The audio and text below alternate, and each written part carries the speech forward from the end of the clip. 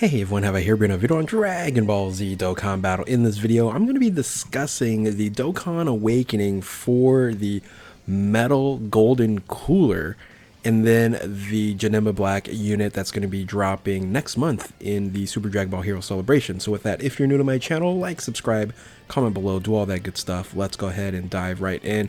So of course, we did find out that we are getting the Limit Breaker Super Saiyan 4 Vegito, along with the Xeno Limit Breaker Super Saiyan 3 Rose, whatever you want to call him. There's a lot of names for him. I'm just going to call him Limit Breaker Rose, and I'll do a different video about maybe some speculations on what those units are going to look like. But the two units that we know a lot of, because the units came out already, we know their kits.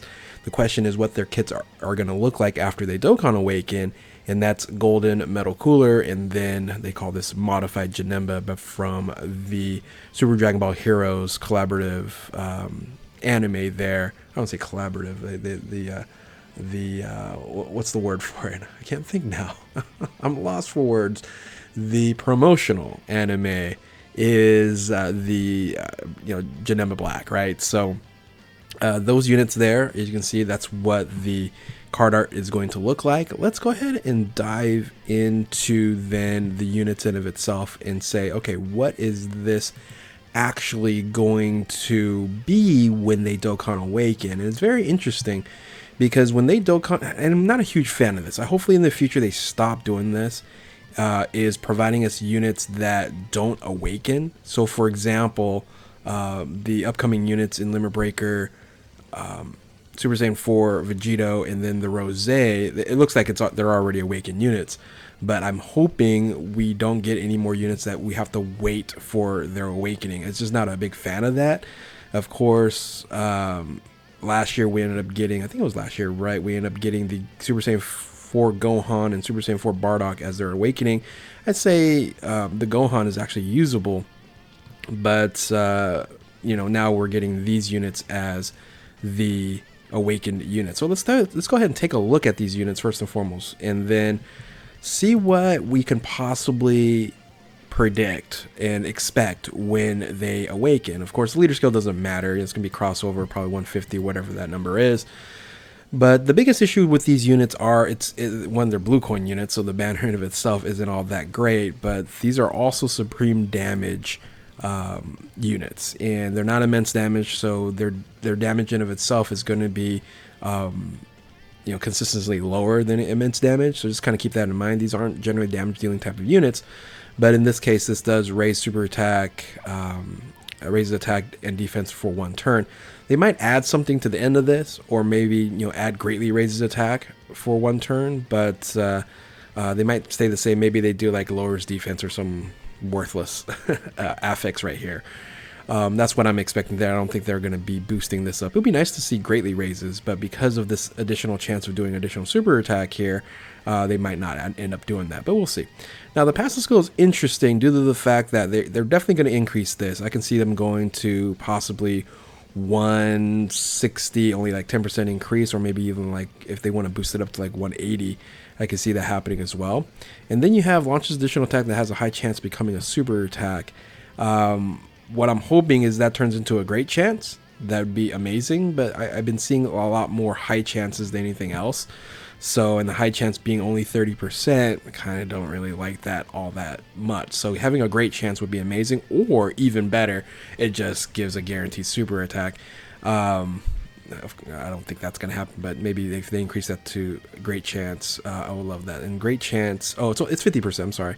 So, high chance is 50% chance, great chance would be 70% chance. I was thinking that's 30% chance, but still, getting a 70% over 50% is going to be very beneficial if it does raise the attack and defense, which is a 30% boost. Now, here's where it gets interesting when it comes to this unit, right? Because it already has damage reduction by 20%. So we could assume that they're going to increase this by 10%, so damage reduction received by 30%. And then this right here is the most interesting thing, is the limitation when it comes to the crossover category, having those on the team here. You're getting an additional 30% up to 150, and then an additional damage reduction up to another 30% per category crossover category ally. So in a sense, if you're able to use a full team of crossover units, you're going to get a 50% damage mitigation. Then this is pre-awakening. So could we see this even higher, right? If this was 30% here, could we get this then still maybe the same as an increase of 30%, or maybe even 50%? Then that would be like 80%. But hey, that's, AGL. When you think of AGL, Golden Frieza, things of that nature, we've had those opportunities as well. So it'll be interesting if they were to increase this to 10% up to 50%. That's still 5 category allies on the same team, just like it is 6% here. And that'd be really, really amazing if they can do that. It makes it a lot easier to say, okay, I'm just going to maybe add 1 or 2 and still have some decent damage mitigation. But if you have a full team of crossover, this guy is a first position god and is not going to take any damage, right? Now, what they could do here as well, maybe if they don't reduce or increase the damage reduction there, they could add defense to the extra 150%. So let's say this goes up to like 180%, 160, 170, 180%. Then they can say, okay, you're going to get an additional 30% to attack and defense up to 150%. And that's going to make this a lot stronger there, even though you don't get all that much damage mitigation if you don't have any crossover category allies on a team. Because if you're going to run this on, for example, like a Metal Cooler team or a Final Form Cooler, LR Cooler team, right, you're not going to have many crossover category units on here. So this buff becomes diminished, but you're kind of forced to maybe add a few on there if possible to run that, and it's going to be, very, very strong. You want to make this a first position unit if you get enough damage mitigation, right? And then lastly here, a character super attack will be sealed if HP is 30% or less at the start of turn. That makes sense. That's fine. So they might either do away with it or make this even like 20% or something even lower, 25%. I feel the issue here is the link skills aren't that great either, because they're going to get Shattering the Limit. So once this awakens, it's going to be Shattering the Limit, not Fierce Battle. And you have some like goofy ones like Fusion, which is all Metal Coolers. Deficit Boost, what's this? Yeah, so that's more coolers, right? So more Metal Coolers for you to get that. So yeah, you have to run this like on a Metal Cooler team to have the links strong here. Of course, you can run this on a Wicked Bloodline team. That will work out well with this link here. But all in all, the link skills aren't all that strong, so you do need to beef this up over here, the passive. Categories, you have Resurrected Warriors, Full Power, Transformation Boost, Wicked Bloodline, Artificial Life Forms, Dragon Ball Heroes, Crossover, and Corroded Body of Mind. And this could benefit like a Corroded Body of Mind team.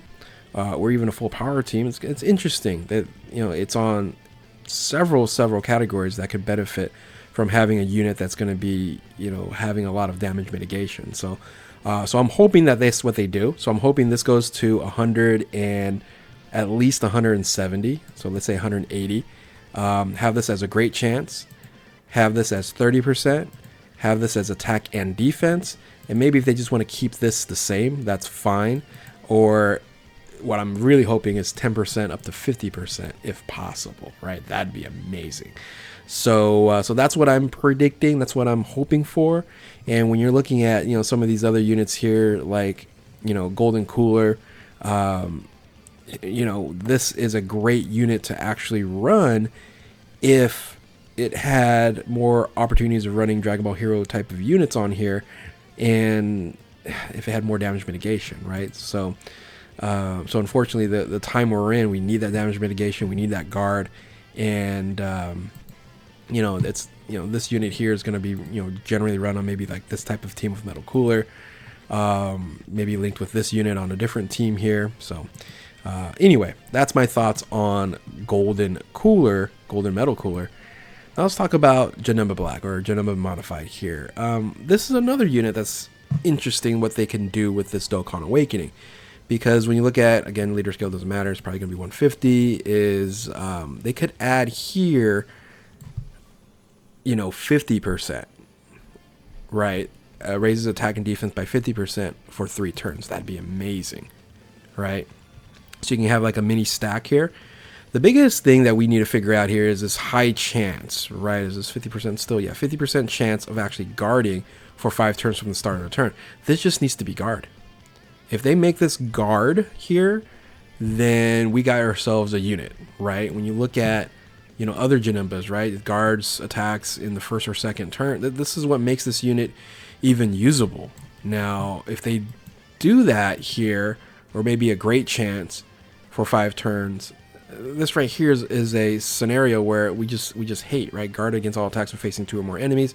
Kind of understandable if you remember the promotional anime, but yeah, I just guard all attacks when you Dokkan Awaken. Attack defense 30%, crossover category ally on the team up to 150. I guess that's doable there. That provides a huge restriction, so I'm hoping they add like attack and defense 100%. Just then on top of this as well, plus an additional attack with super attack performed up to 150%. This is interesting that they're only doing, of course, attack. I would love to see defense here as well. So if they added attack and defense 50% up to 150, that'd make this a lot stronger. And then plus an additional defense. Oh, right here. So let me take that back. So they have the defensive boost with each attack received, and then attack boost with every super attack performed. They should make this like the same, like 150 or 160, and they should make this the boost the same, because you still need that defensive increase there. High chance of performing a critical hit when the start of the attacking turn, receives, or the fifth turn of the battle. So having that critical hit is beneficial, but like I mentioned before, this is only supreme damage. You're not going to expect a lot of damage from these units here. That's why you need a lot of defensive mechanics for this to be even reasonably used with other units in the game, right? So if this unit isn't like just straight up guarding, it's not really going to be usable outside of possibly the crossover, because you need this additional boost here as well, right? So anyway, Link skills, brutal beatdown, metamorphosis. You got big bad bosses here, which is huge. Shocking speed, nightmare, and fear and faith. And then of course you're going to be adding the shattering the limit. Biggest issue with this unit is on 4 categories. So they could make this like tremendously broken, right? Guard against all attacks, attack and defense 50% per crossover category up to 200%, plus an additional attack 50% or even 60% up to whatever this is, plus an additional defense, and then this was like maybe increased by 50%. So now you got a unit, right? Now you got a unit that you can use. But the issue is you're only running it on 4 teams, right? So that's what they should do, because we can see all these limited category units are completely broken, like a Bulma, right? Completely broken unit, but you can only run it on on 4 teams or 5 teams, maybe 6. So, but here's only 4. But of course, remember, this will get an EZA down the road as well. So if they screw this one up here, they can then hopefully fix it in the EZA. So one more chance of doing so. But I would love to see that this is going to be a usable unit at the Awakening in November. So these are the 2 units that's going to get an Awakening. And those are my kind of predictions to all this. And, you know, Evil Janemba Modified or Janemba Black here, I think has a less of a chance than this unit here. I think with the damage mitigation here, this is really what it's going to make this unit more usable outside of the crossover or Super Dragon Ball Heroes category. But we'll see. We'll see what happens. Tell me what you guys think. What would you change? What would you change in the Awakening? What items would you boost up there? I'd love to hear from you guys. And if you're new to my channel, like, subscribe, comment below, do all that good stuff. Thank you all for watching. Keep on Dokkaning. We'll catch you next time. Later.